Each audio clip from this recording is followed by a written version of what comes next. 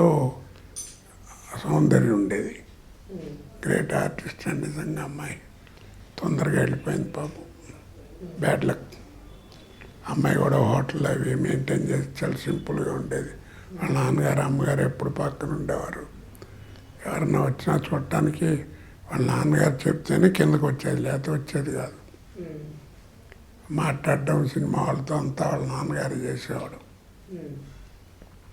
వాళ్ళ అమ్మగారే చక్కగా వండి పెట్టడం చేయటం, అదొక ఇది మంచి. అదొకటి ఆర్టిస్టులు, మంచి ఆర్టిస్ట్. మిగిలిన వాళ్ళు కూడా ఉన్నారనుకున్న వాళ్ళ గురించి తెలియదు నాకు అంతకంటే. వాళ్ళలో ఎందుకు లేరు, వాళ్ళు జయప్రద, జయసుధ గారు వాళ్ళందరూ మరి ఎంత ఎలాంటి ఆర్టిస్ట్, శ్రీదేవి ఎలాంటి ఆర్టిస్టులు, మరి వాళ్ళు ఎలా మెయింటైన్ చేశారు. ఆ కుటీర్లో ఉన్నప్పుడు గోపాలరావు డబ్బింగ్ చెప్పడానికి ఏదో వచ్చాడు ఆ సినిమాకి, ఫ్యామిలీతో వచ్చేవాడు. అప్పటికే హెల్త్ పాడై కొంచెం తగ్గింది మంచి. అందుకని ఆవిడ దగ్గరుండి వంటను చేయటం, వండి పెట్టడం అది చేస్తూ ఉండేది. ఆ కుటీర్లో వండి చేసి పెడుతుండేది. ఆవిడ మంచి హరికథలు బాగా చెబుతుందండి, మంచి సింగరు. అది అందుకనే లవ్ చేసి చేసుకున్నాడు గోపాలరావు. ఆయన అందం ముందు కొంచెం ఆవిడ అందం తక్కువగానే ఉంటుంది. మంచి అంటే పర్సనాలిటీ మంచిది, మంచి. దాని తగ్గట్టు పచ్చగా ఉండే మనిషి. ఘంటసాల వెంకటేశ్వరరావు లాగా గొంతు పెట్టుకు బతికారు వీళ్ళంతా డైలాగులు చెప్పుకుంటూ. ఓ రోజు అప్పుడే షూటింగ్ నుంచి వచ్చారు, రాత్రి 8 అయింది. ఎదురుకుండా రూమ్లో ఈయన ఉన్నాడు. సర్లే ఎప్పుడు డిస్టర్బ్ చేయడం ఏం బాగుండదు, అందులో వైఫ్తో ఉన్నారని డిస్టర్బ్ చేసేవాడిని కాదు. 5-6 రోజులు ఉన్నాడు. సినిమా షూటింగ్కో దేనికో వచ్చాడు, డబ్బింగ్కో. ఓ రోజు వచ్చి 8ంటికి నేను అప్పుడే డ్రెస్ విప్పి స్నానానికి వెళ్దాం అనుకుంటే తలుపు మోగింది. ఏమన్నా బాగా వచ్చాడమే అని తలుపు తీస్తే తీరా చూస్తే ఎదుర్కొంటా అయినా. నమస్కారం అండి, నా పేరు రావు గోపాలరావు అన్నాడు. భలే వచ్చాడు. ఎలా ఉన్నారు, ఏంటి మందది వేస్తున్నారా మీకు అడ్డా అన్నాడు. కాదండి, స్నానం చేద్దాం.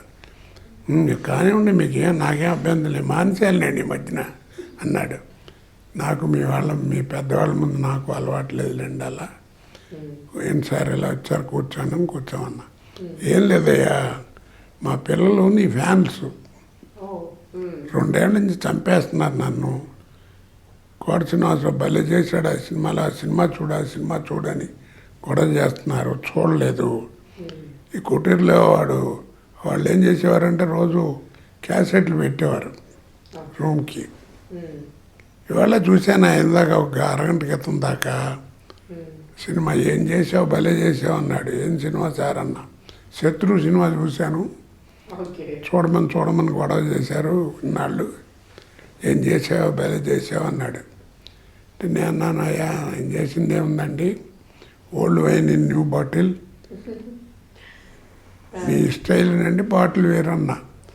దొంగ కబుర్లు చెప్పబోక ఒక మాట చెప్పనా అన్నాడండి. నిజంగా మహానుభావుడు. ఆర్టిస్ట్ అంటే ప్రొఫెషనల్, ఇది గొప్పతనం. ఒక ప్రొఫెషనల్లో ఉండే ఆర్టిస్ట్కి ఉండాల్సిన లక్షణం. ఏమయ్యా నేను చేశాను, గోపాలరావు చేస్తున్నాడు అనేవారు. నువ్వు చేస్తుంటే నాకు ఎందుకోనయ్యా, నాగభూషణం నేను మేమందరం కనపడుతున్నాం. ఏం తక్కువ ఆర్టిస్ట్ కాదు, గాడ్ బ్లెస్ యూ, చాలా పెద్ద ఆర్టిస్ట్ అవుతావు నువ్వు అన్నాడు నన్ను.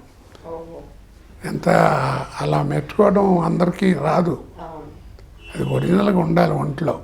అదే నూతన్ ప్రసాద్ అయితే కొంచెం మంచి తేడాగా ఉంటుంది, తేడాగా మాట్లాడతాడు. పోయాడని అంటాం కాదు, వాడు నాకు బాగా నాటకాలు అప్పటి నుంచి పరిచయం. వరప్రసాద్గా ఉన్నప్పటి నుంచి పరిచయం నాకు. రోజు వాడు ఎంత గోల్ చేసేవాడు, ఎంత తాగేవాడు, ఎలాగా.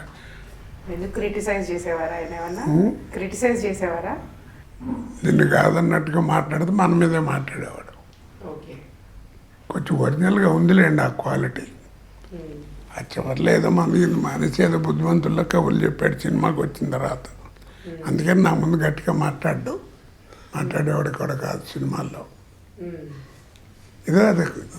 ఏదైనా ఈ తరాలన్నింటినీ చూసుకుంటూ వచ్చానండి. భగవంతుడు ఇచ్చిందని ఏదో సర్దుకు వచ్చాను. అలా ఉండబట్టే 40 ఏళ్ళు పోషించిందండి పాడే పాడేలా గోవులాగా చక్కగా పోషించింది నన్ను